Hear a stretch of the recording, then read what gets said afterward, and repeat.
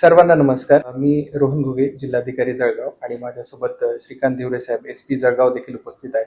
आम्ही संयुक्त बैठक घेतली. त्याच्यामध्ये जिल्हा प्रशासन, पोलीस प्रशासन आणि त्यासोबतच आपल्या जिल्ह्यामध्ये पेट्रोलचं सप्लाय करणारे जे काही सप्लायर्स आहेत आणि त्यांचे रिटेलर्स आहेत, यांची सगळ्यांची एकत्रित बैठक घेण्यात आली. त्याच्यामध्ये IOCL, BPCL, HPCL, नयारा आणि रिलायन्स या सगळ्यांची बैठक घेण्यात आली.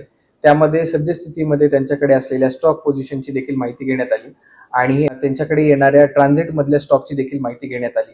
त्यासोबतच मागच्या वर्षीची काय परिस्थिती होती, ह्याच महिन्यांमध्ये आता पेरणीचा सीझन आहे आणि त्याच्यासाठी जमीन तयार करण्याची पूर्ण कार्यवाही चालू आहे आणि त्याच्यासाठी मागच्या वर्षी देखील सिमिलर प्रकारची डिमांड होती. परंतु जर आपण बघितलं तर पेट्रोल आणि डिझेलच्या कंपॅरिझन मध्ये पेट्रोलचा स्टॉक हा सगळ्या IOCL, BPCL, HPCLच्या सगळ्या सेल्स मध्ये आणि रिटेल्स मध्ये सगळीकडे व्यवस्थितपणे उपलब्ध आहे. जर आपण बघितली तर आजची जी पेट्रोलची डिमांड होती ती 921 स्केलची होती आणि त्याच्या अगेन्स्ट 1338 स्केल म्हणजे किलो लिटरचा सप्लाय सध्या आपल्याकडे उपलब्ध आहे आणि ट्रान्झिटमध्ये म्हणजे येणारा सप्लाय जो आहे तो 747 किलो लिटरचा आहे. म्हणजे पेट्रोलच्या सप्लायमध्ये कुठेही कमतरता नाहीये. आपल्याला कमतरता जाणवते ती डिझेलच्या सप्लायमध्ये आणि ती देखील जर मागच्या वर्षीच्या कंपॅरिझन मध्ये मागच्या वर्षी या तारखांमध्ये आपण जवळपास 1300 किलो लिटरचा सेल केलेला होता आणि या वर्षी तो जवळपास 1620 म्हणजे 320 किलो लिटरचा एक्स्ट्रा सेल होऊन देखील आपल्याकडे स्टॉक पोझिशन बघितली तर 1490 किलो लिटरची स्टॉक पोझिशन सध्या आपल्याकडे उपलब्ध आहे आणि येणारा जो ट्रान्झिट मधला जो स्टॉक आहे तो 1614 किलो लिटरचा स्टॉक आहे. म्हणजे आपल्याकडे असणारा स्टॉक आणि येणारा स्टॉक हा पर्याप्त मात्रेमध्ये आहे.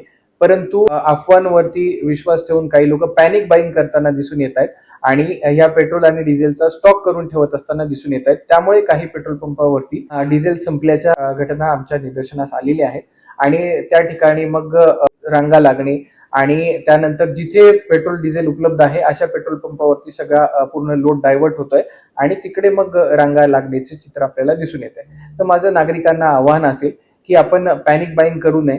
आपण जरी मशागतीची पण डिमांड जर कन्सिडर केली तरी पर्याप्त मात्रेमध्ये आपल्याकडे साठा उपलब्ध आहे.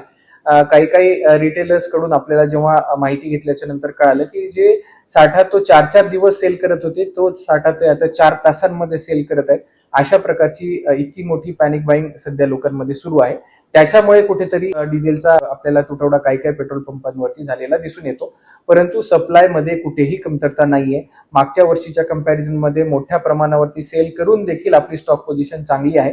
फक्त काही काही पेट्रोल आणि डिझेल पंपांवरती काही काळासाठी म्हणून डिझेलची मागणी वाढल्यामुळे सप्लाय खंडित झालेला आढळून आलेला आहे.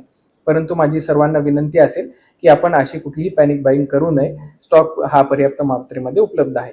काही ठिकाणी जिथे इश्यूज आपल्याला भांडण तंटी झालेले बघायला मिळालेली आहे तिथे SP साहेबांनी देखील मोठ्या प्रमाणावरती पोलीस बंदोबस्त आणि सुरक्षा नागरिकांसाठी प्रोव्हाइड करण्यासाठी म्हणून पूर्ण व्यवस्था केलेली आहे.